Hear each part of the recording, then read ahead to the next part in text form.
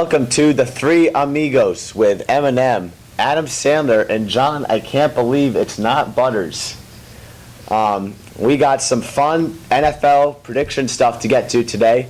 Let's start off with our breakout players. There's a lot of guys drafted into the league or who have been kind of at the surface. Ryan, who do you think is going to have a breakout season this year? I'm going to go with Jadeveon Clowney on the Texans.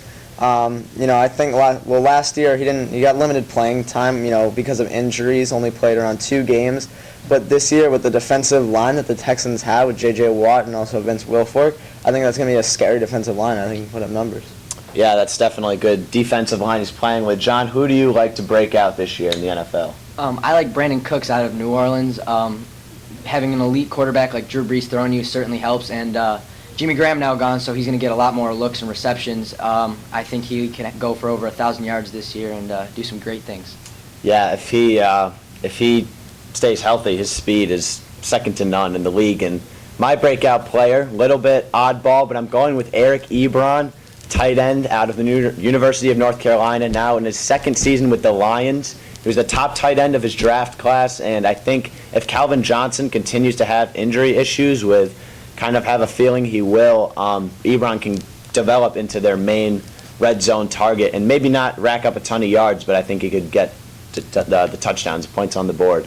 So, Ryan, who do you think will be a rookie to watch this season? A lot of interesting picks in this year's draft. Yeah, I'm going to go with Melvin Gordon, who went to the Chargers this year. With Ryan Matthews leaving and going to the Eagles, he's going to fill that role. Danny Woodhead's also on the roster, but I think he'll fill more of a screen kind of player, pass out to the side, where Melvin Gordon can be their leading rusher.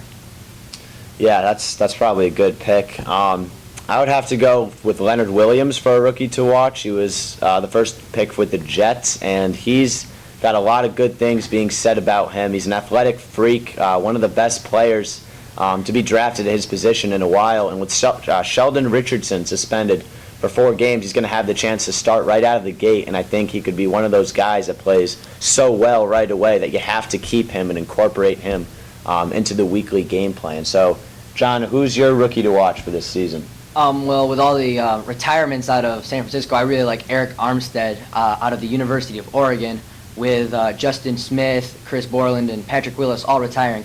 That really gives him a spot to go in and get really a shining moment and really prove himself as an NFL player.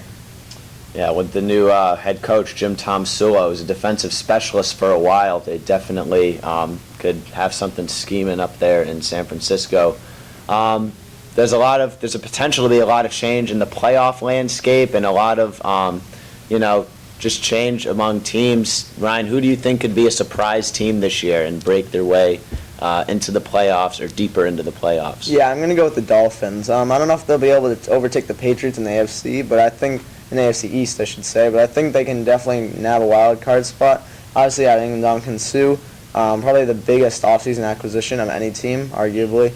Also alongside Cameron Wake and then Ryan Tannehill, who's one of the more underrated quarterbacks in the league on offense. I think they can do it. Yeah, I think my up-and-coming team is the Rams. They have a really good defense. They've had a really good defense for a while now, and they finally have a quarterback who's been in the playoffs before and a really good running game. I think they could get the second wild card spot. John, who do you think? I like the Minnesota Vikings to get a wild card spot here. Improved defense through the draft, and they're getting one of the best running backs in the league back, in Adrian Peterson, and he can really help with Teddy Bridgewater's development in the play-action game. That's all we have time for today on the Three Amigos, or just kidding, the Tres Amigos with Eminem, Adam Sandler, and John. I can't believe it's not Butters.